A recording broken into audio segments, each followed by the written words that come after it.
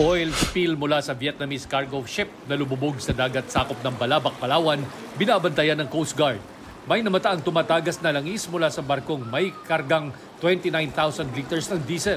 Agad naglatag ng oil booms ang PCG sakaling tumagas ang dirty oil mula sa makina ng barko. Patuloy ang investigasyon para malaman kung may pananagutan ang may-ari ng barko. Arawang sahod ng minimum wage earner sa Mimaropa madaragdagan ng 40 pesos simula sa December 7.